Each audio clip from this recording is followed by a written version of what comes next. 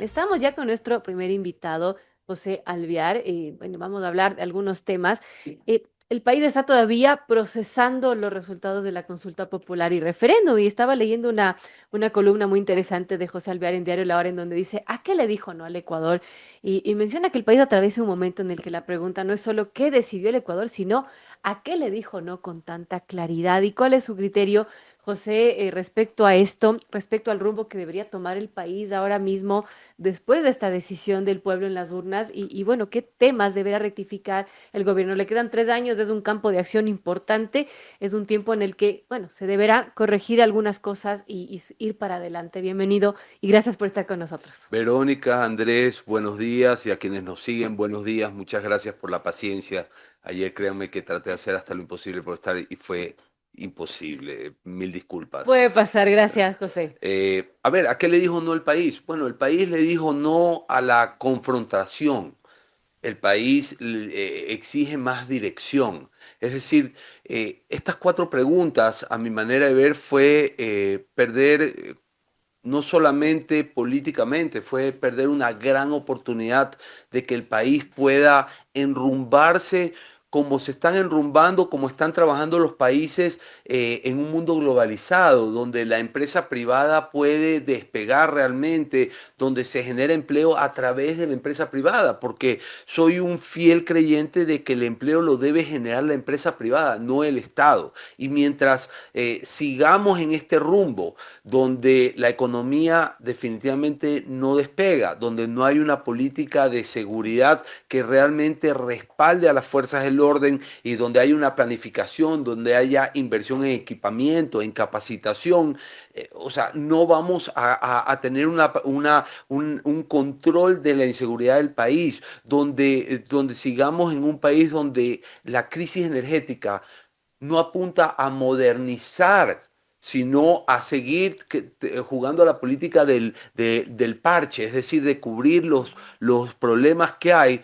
Y obviamente esto todo va a desembocar a que no haya las garantías en el hombre de a pie, en el pequeño comerciante o en la economía, en la microeconomía, para que se estabilice, para que genere renta y definitivamente para que genere más plazas de empleo.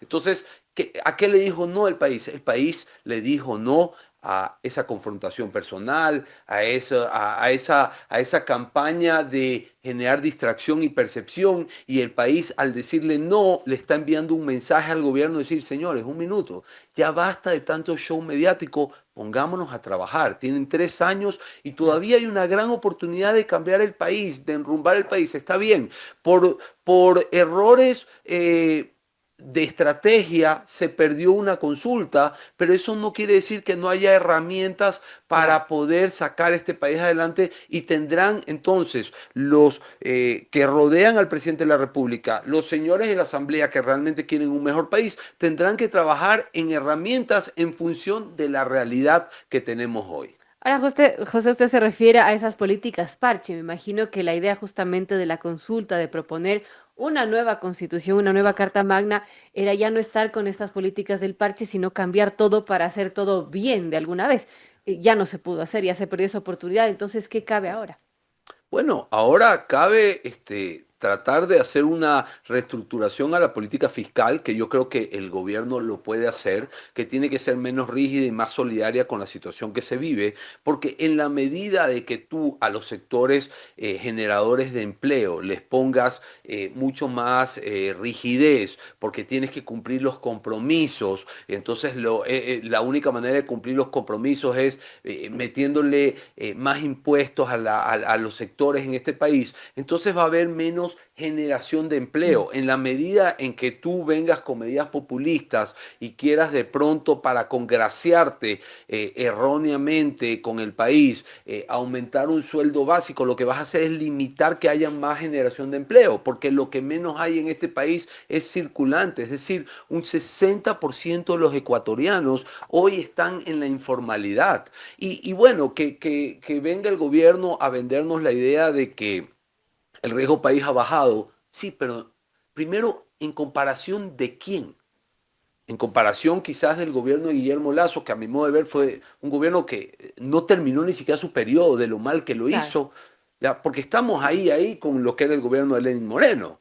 O sea, no es que ya, entonces, ¿en comparación de qué? Y aparte, el riesgo país lo único que está diciendo es que el gobierno está cumpliendo sus compromisos con los organismos internacionales que le dieron líneas de crédito, pero ¿para qué, Verónica Andrés? Para pagar gasto corriente.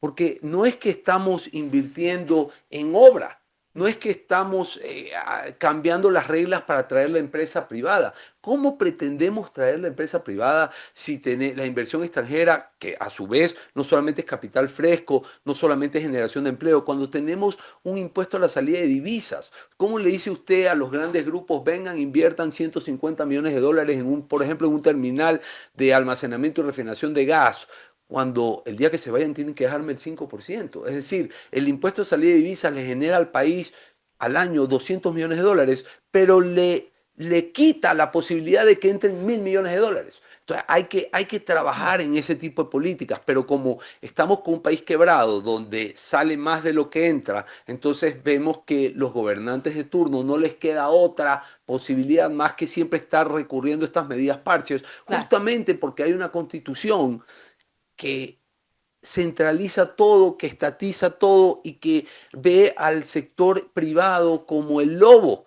Y la verdad es que el sector privado es el generador de empleo. Es verdad que hay que regularlo, es verdad que hay que ponerle las reglas claras, pero no hay que mirarlo mal, no hay que castigarlo, todo lo contrario, hay que empezarlo a ver como un aliado. Y esa es una de las grandes oportunidades que perdió el país. Es lamentable. Y ahora, ¿hacia dónde debería mirar el país? ¿Hacia los sectores estratégicos, hacia la empresa privada, la obra pública? ¿Cómo ve estos años que tiene el presidente Noboa y que, bueno, es un margen importante que tiene también de gobierno, ¿no? 3 años para cambiar las cosas. Bueno, el presidente de la República, primero, o sea, tendrá que realmente trabajar más de cerca con los sectores privados porque tiene que reactivar los sectores comerciales. Vea usted un ejemplo clásico de lo que hace la inversión privada, el efecto Shakira. El efecto Shakira generó en 3 días más de lo que este gobierno ha generado en 3 años. O sea, generó para Quito alrededor de ingresos de 60 millones de dólares. Directos, indirectos, el que vendía la camiseta, el que vendía la comida. O sea, ¿y eso qué es? Inversión privada.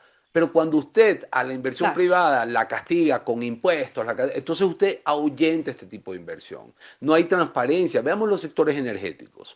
Los sectores energéticos nos hemos pasado no solamente con una política de parches, sino que los contratos dejan un velo de poca transparencia y de mucho cuestionamiento. Tiene usted el tema de Progen, tiene usted el tema de ATM.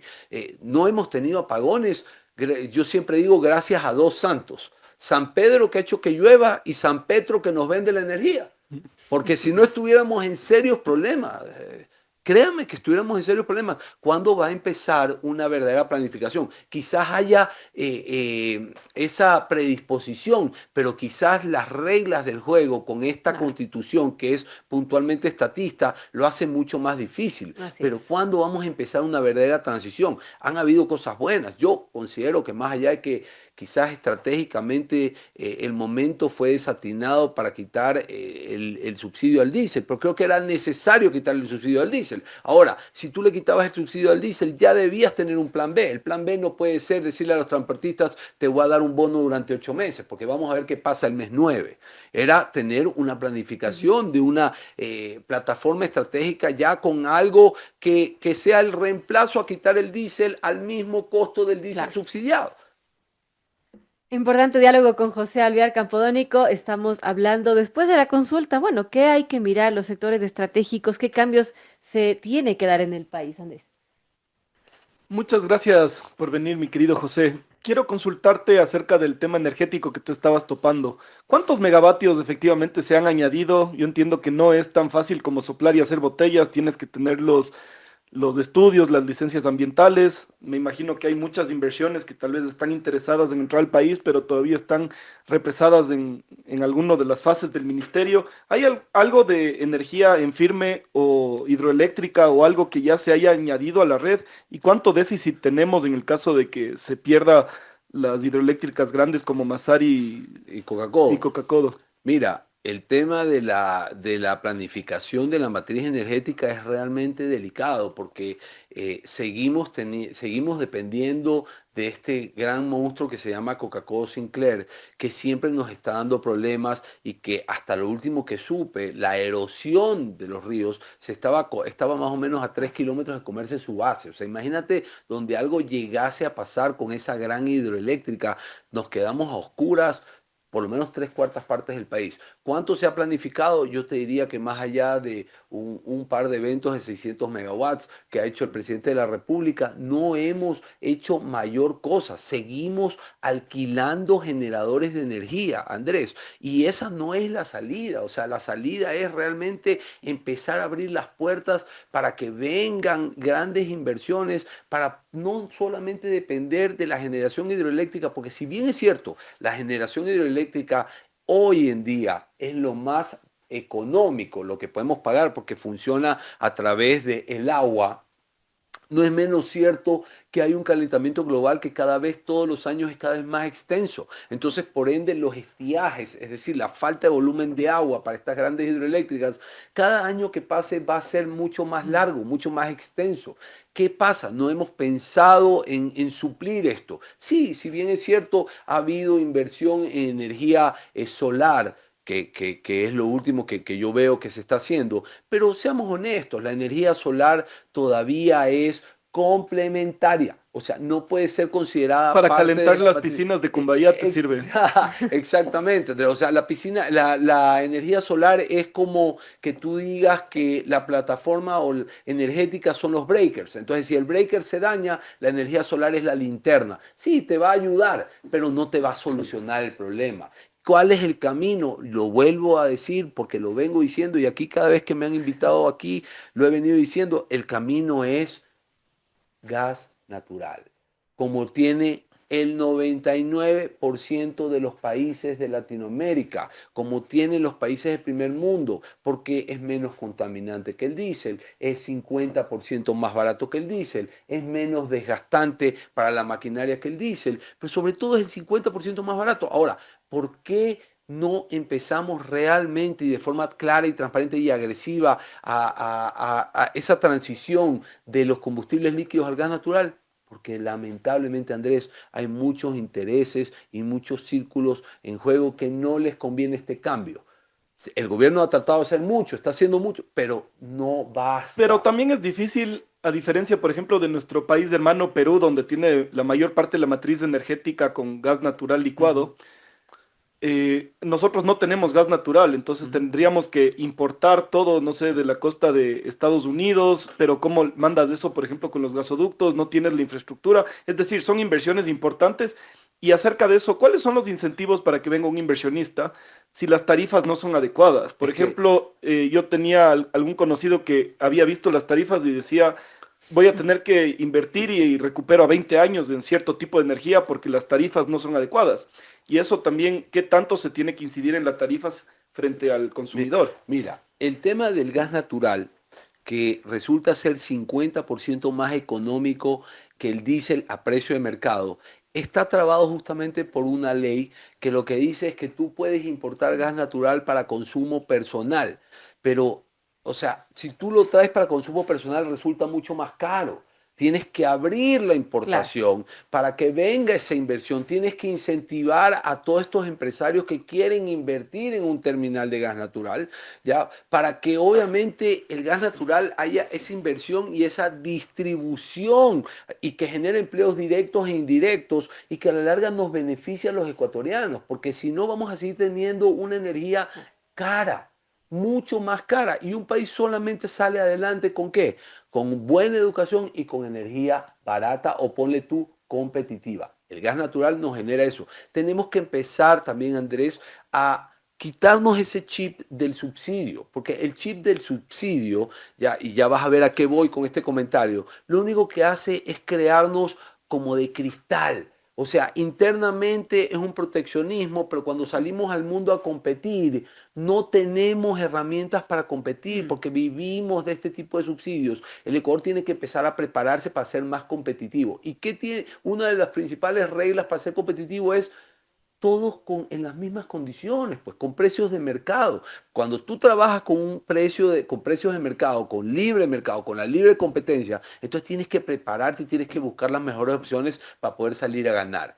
No podemos seguir pensando en el subsidio, hay que pensar en opciones como el gas natural, entre otras, pero para que eso venga, como tú bien decías, el Estado tiene que generar incentivos, no cargar con tributos, para que esa inversión de 150, 200 millones de dólares que implica un terminal de gas natural pueda traerse sin problemas, tiene que haber reglas claras, no puede haber este tipo de trabas como, sí, trae gas natural, pero solo para consumo humano, tiene que abrirse la cancha, tiene que equilibrarse la cancha, porque solamente así vamos a tener un cambio en la matriz energética que no va a ser de la noche a la mañana, Claro. va a demorar por lo menos 10 años. 10 años va a demorar. Hay países del primer mundo donde el transporte público es a gas natural y aquí seguimos subsidiando.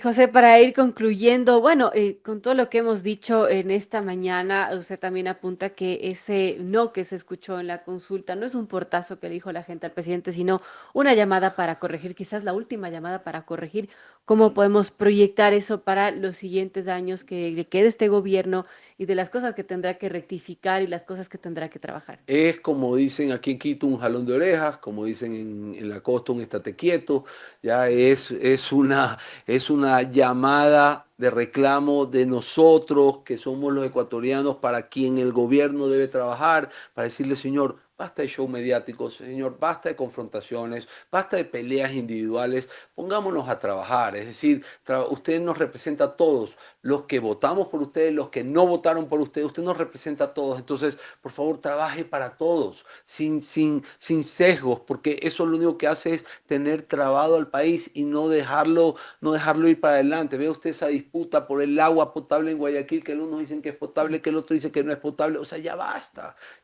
o sea, la gente no tiene seguridad, vive de la vacuna, el país está sumido en una vacuna, está sumido en una inseguridad, hoy no tenemos apagones, ojalá no haya apagones, el 60% vive del empleo informal, o sea, es momento de empezar a poner esto en orden. El gobierno tiene una gran oportunidad o habrá fracasado con todo éxito. Gracias a José Alviar Campodónico. Estábamos hablando sobre, bueno, entendiendo un poco el momento político y económico de nuestro país y hacia dónde hay que mirar. Gracias nuevamente por estar aquí. Gracias a ustedes y aquí siempre feliz de poder estar cada vez que me invitan.